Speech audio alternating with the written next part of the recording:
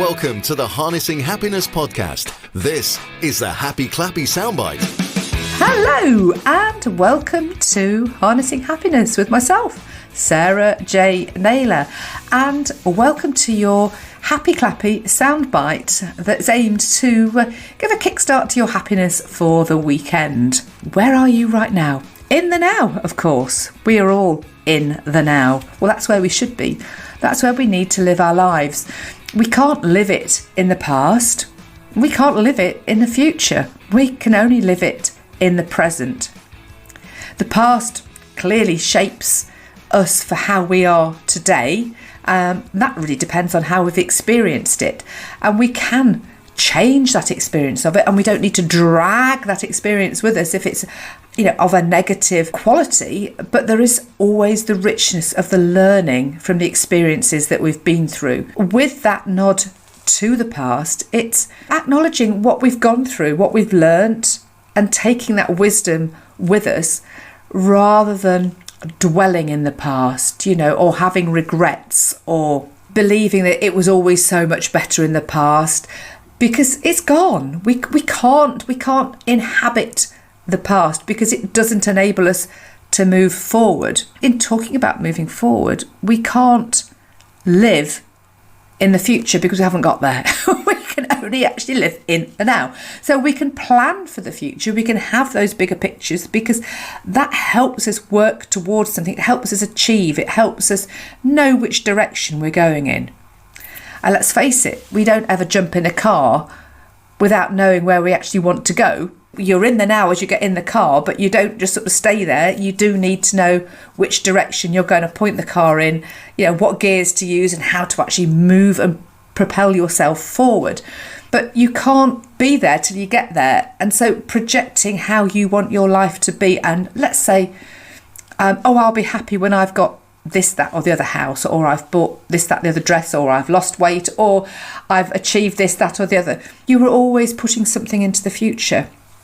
It's about being happy with where you are here and right now, because that is what generates that happiness of the present moment. And, in turn, that brings all the things that you want to achieve into you, as well as you bring it into the present moment.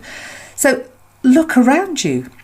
Look at what you've got. Be happy with what you've got. Bring the rich texture of the past into the present. Let go of the stuff that doesn't serve you anymore. Know where you want to go in the future, but bring it into the present. As I say, be happy, be content, observe that right here, right now is good enough for now. Yes, you might want to achieve X, Y, and Z in the future, but right now it is good enough for now. And rather than saying, I want to be happy when this happens, I am happy already. I'm really happy. I love my life right now. I really love, all the things that I'm doing, all the things I'm embracing. And there's lots of stuff I want to do personally in the future, but I'm not harnessing my happiness in the future. I'm harnessing it here in the present. This stuff that's happened to me in the past, that if I looked at it and focused on it with a negative perspective and dragged that along with me and always referred to it and always spoke negatively about, well, so-and-so did this to me and that happened and, this is why I am like I am. No. No. You can change stuff. The subconscious doesn't recognise a negative, so it is always really, really important to give positive signals to the subconscious, because actually if you say, I don't like this, I don't like that, or anything that's negative, the subconscious will just hear, I like this, I like that, I like the other, and it will attract more to you. So in the here, now, and being in the now, look at what you've got, look at all the things that make you happy, and accept exactly where you are is absolutely where you need to be right now in your life. And show, I've talked on another episode about gratitude. Be grateful for all the things that have gone before and let go of those things actually that don't serve you. Let's say you've got a wardrobe full of old clothes that you wore in your teens or in your childhood, or things that you've grown out of, things that no longer fit you, styles that have gone completely out of fashion. You might have a few gems in there that you want to hang on to, but, you wouldn't necessarily walk around with a wardrobe full of clothes that have gone back decades on a day-to-day basis, would you? Because why would you? That's, you do like to change your clothes on a regular basis and you want to share them, etc. Generally, we clear out, don't we? We get rid of things that don't serve us in the clothing department. It's like food in the fridge. You chuck out what's no longer edible. So, experiences that you've had in the past, they have served you. They have taught you life lessons. Once you've learned that lesson, you can let that go. If you dwell upon stuff that's happened of a negative nature in the past and you just keep on focusing in on it, that is what you're bringing into your future, and that is what you're attracting in right now. And you can change your behaviour. You can change the way you view that. So it's about letting go of that and moving forward with lightness. Because let's face it, if you let go of that wardrobe of clothing or those suitcases full of clothes, you wouldn't be trudging along, would you? You would be light in your step. And that's where you want to be in the present moment. You want to be light in step and know that you've got this moment. We can't get back time. When it's gone, it's gone. So making the most of it. I'm not talking about riding roughshod.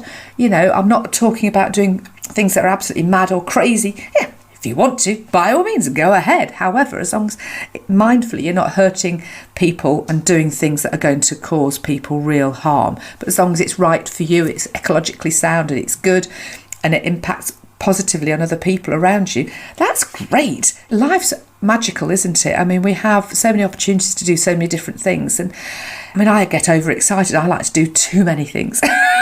So I've been told I have to sort of rein myself in somewhat. And there's loads of things I want to do in the future. But I look at where I am right now and I look around me and I look at what makes me happy and I bring that into the present moment. And I know where I'm at right now is good enough right now, and I'm happy with all the things that I'm doing.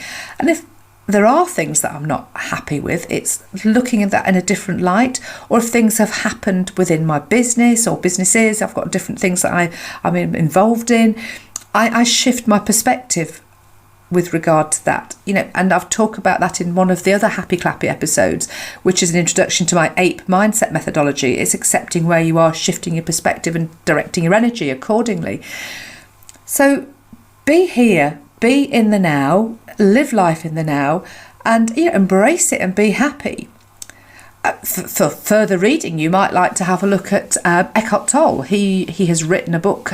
He wrote it decades ago. I'm not actually sure which era. I was trying to dig out my copy. I might have passed it on to somebody for reading because, to be perfectly honest, I've never really got into his style of writing. It doesn't sort of suit me in terms of how I like to read a book. But, it is very, very well respected book, and his message of being in the now is really, really powerful. It might be a book that you want to have a look into, read into, dig into more. It's a bit more of a sort of factual bent to it. It's a while since I've picked up the book, but his book is called The Power of Now, and there's a CD version as well, which I did try listening to, but his voice is very monotone, and listening to it in the car, it is very sleepy making, and it's not to be recommended to listen to in the car. Fortunately, I wasn't driving, although the driver was at the time, and we decided we better take that out of the CD player because we're both about to fall asleep, which wasn't good. However, he is very well respected for all that he talks about, and he's written more books. So do check it out. It might be a book that resonates with you because, if we can all sort of live in the now rather than drag the past along with us or sort of project too much into the future, we're not actually embracing the moment we're in. Let's look at it this way. There's all the learning we've got from the past. We can project into the future, but let's just live in the now. Let's harness your happiness today and live in the now. So just take 2 minutes to think about what you are happy about right now. Look, just list 3 or 5 or 10, whatever fits with you. It's about what's right for you. What are you happy with right now, in the here and now? What 2 or 3 things can you let go of from the past that will change the way you feel about now? What would you like to do in the future, but you can bring into the present? You can say, I'm loving my car, I'm loving my job. You might not, but if you say that you are, you will attract in things that you do enjoy and you do love. That is me. Over and out for your Happy Clappy and then in the now soundbite.